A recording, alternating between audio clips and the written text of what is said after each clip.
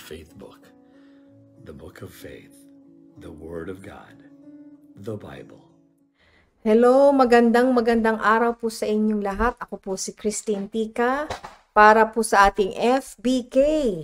At ito po ay hango sa Hebrews chapter 10 verses 24 to 25. Sabi po rito, let us consider one another to provoke unto love and to good works, not forsaking the assembling of ourselves together as the manner of some is, but exhorting one another, and so much the more as you see the day approaching.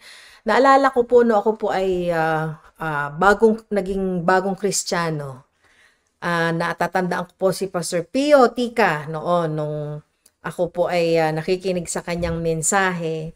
At isa sa mga laging sinasabi ni Pastor noon, kailangan pag ikaw ay Kristiyano, kailangan i-involve mo ang sarili mo sa gawain ng Panginoon sa church. At huwag natin kakaligtaan ang pagdalo sa mga gawain ng ating kapilya. Alam niyo po, ilang taon na po akong Kristiyano na. Save po ako 1986. At mula noon, nung ako'y na-save, hanggang ngayon, naintal na yun sa puso at isipan ko. Ang kahalagahan po ng dumadalo at nakikipag-fellowship sa mga kapatiran sa ating simbahan. Yung pong binasa po natin sa verse 24, meron pong sinabi dyan, let us consider one another. Yung salita pong let, ang function po niyan sa English word ay to give permission, to give direction. Yan po ang ginamit na salita dito po sa book of Hebrews. At naisip ko, oo nga no, yung sinabi sa verse 24, hindi naman talaga necessarily command. It's not imperative. But, sinabi nito, may permission. Kumbaga, ini-encourage niya yung reader ng babasa nito na, alam nyo, i-consider ninyo na pag kayo ay nagpapalakasan sa isa't isa, pinapakita nyo ang pagmamahal sa isa't isa, magiging maganda po ang resulta. At saan po natin yun makukuha? Paano kung halimbawa hindi tayo dumadalo sa church o hindi tayo nakikipag-fellowship sa mga kapatiran? Saan natin huhugutin yun? Yung love, yung encouragement na nagmumula sa kapatiran, di ba? Mabuti na lang sana siguro kung sa ating workplace, baka meron tayong mga prayer group doon. Maganda yon. That's also a group. Kung meron po tayong mga Bible study group, maganda rin yun. Doon tayo hugot ng lakas at encouragement. May equip tayo, may empower tayo ng salita ng Panginoon. Pero paano kung wala?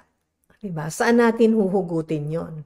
So, sinabi rito, huwag nating pabayaan sa Tagalog, no? Huwag nating pabayaan ang pagsasama-sama nating mga Kristiyano, tayong mga kapatiran.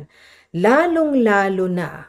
Bakit? Kasi, ang sabi rito, malapit na ang pagdating ng Panginoon. Pag sinabi po sa Bible yung the day is approaching, yun ang ibig sabihin yung the day of the Lord. Yun yung panahon na kapag ang Panginoon ay dumating na rito, ay wala na ho. Wala na tayong pagkakataon para mag-ipon pa ng reward sa langit. Wala na tayong pagkakataon para maglingkod pa sa Panginoon. That's it. Pag sinabi ng Panginoon, okay, this is the day, darating na ako. Wala na, di ba? That's it. So habang wala pa ang Panginoon, we have to grab the opportunity to exhort one another, to encourage one another, and to serve the Lord faithfully. Be present at church.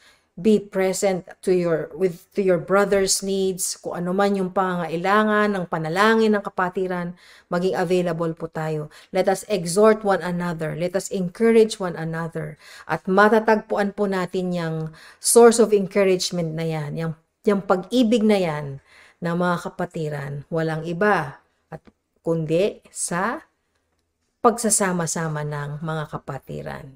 At saan man kayo naroon, whether you are inside the church, or you are in a Bible group, or you're somewhere, probably nasa restaurant kayo, basta kayo nag-gather together, yan po ay, that is already a church. You are already encouraging one another just by the mere presence of each other. So, I hope maging paalaala po sa atin. At kung medyo nagpo-procrastinate pa tayo at we don't take it seriously going to church and attending fellowships or Bible studies or prayer groups, I think we have to change that attitude.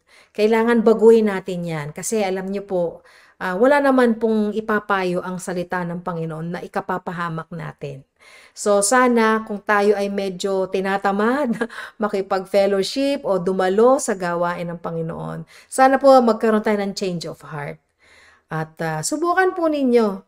Let us be active in the work of the Lord dahil sabi dito, ang pagdating ng Panginoon ay malapit na. Okay po. So sana po ay naging blessing sa inyo ang maikling FBK na to. Muli ako po si Christine Tika. God bless you all. Have a nice day.